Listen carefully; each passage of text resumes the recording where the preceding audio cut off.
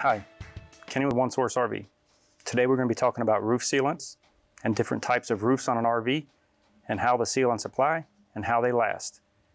Got a sample board with 4 different types of material. We're going to use 4 different types of sealants. We're going to apply it, throw it out in the Florida sun, and we'll come back in a few months and see how they all hold up. Let's get into it. So the sealants we're going to use today, we're going to use Hing's roof coat, brush on. We're going to use a LaSalle Bristol Extreme Ply Universal. We're going to use Dicor self-leveling, and we're going to use Fortress 10, which is a new sealant that has a 10-year warranty on the material.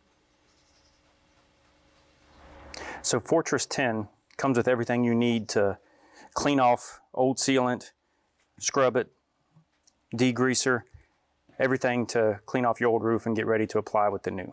Of course, I've built this sample board new, so I don't need all of this stuff. We're just going to apply the sealant. All right, let's see how this Fortress 10 applies.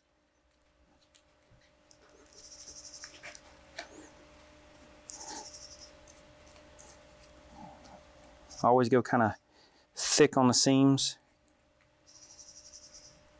And this is gray.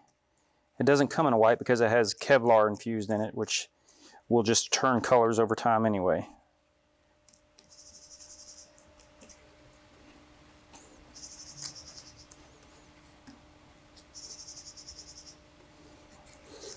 And we'll come back shortly and see how it levels out. It's kind of rough coming out of the bucket. We'll see how it self-levels. That's the Fortress 10 application. Now we'll move on to the next one. And now we move on to our Hing's roof coat. That's pretty thick.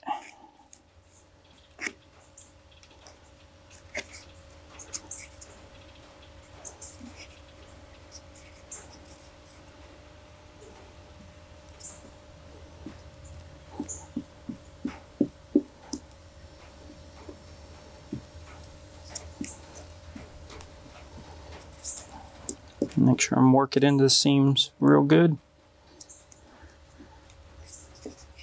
So this is the stuff that is made for fiberglass. I just want to see how it reacts with all these different roof materials over time. All right, now we're going to move on to the LaSalle Bristol Extreme Ply Universal. I've never applied this. I've applied a lot of Dicor, so let's see how it flows.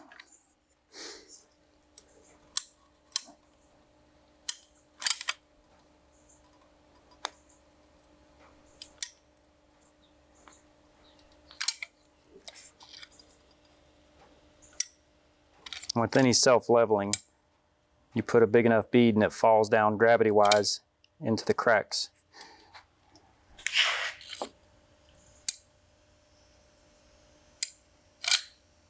And that flowed pretty good. Now we'll move to the next one. Now we move on to our Dicor self-leveling. And this is an old tube, so it's probably not going to flow like a new tube. That's the beauty of Dicor. You can let it sit around and still use it.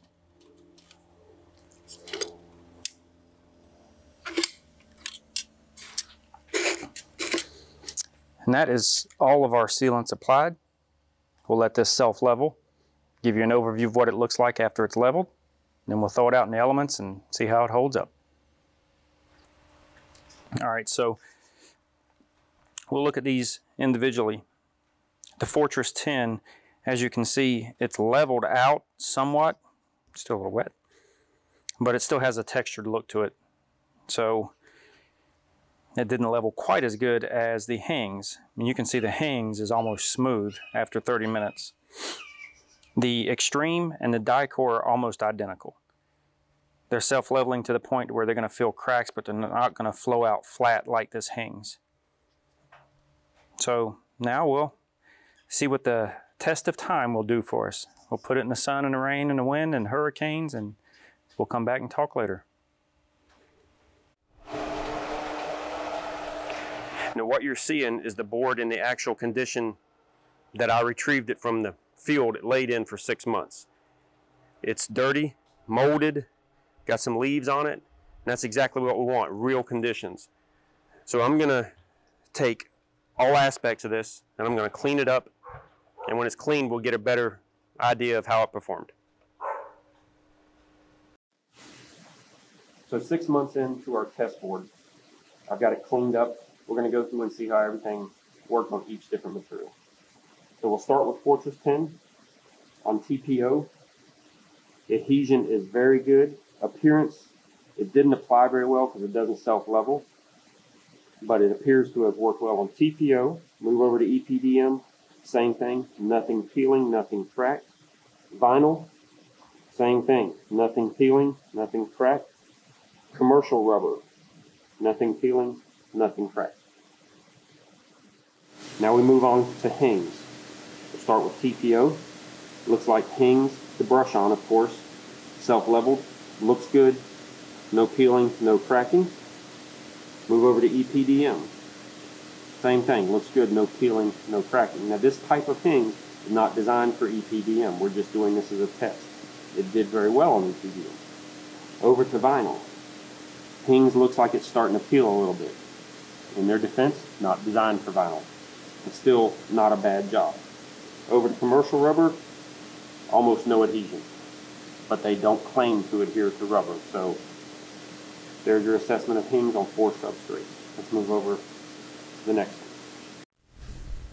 LaSalle Extreme in a tube, self-leveling. On TPO, leveled well, no cracks, no peeling. On EPDM, no cracks, no peeling.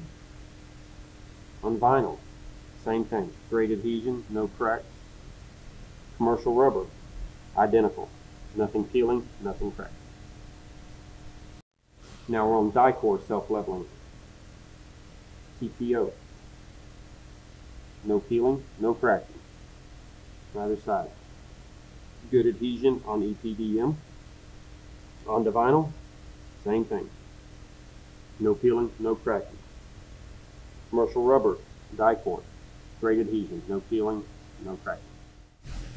So this has been our test board we fabricated in December of 2021. Applied all the sealants, threw it out in the field in the Florida weather, sun, rain, heat, some cold, everything we could throw at it in Florida.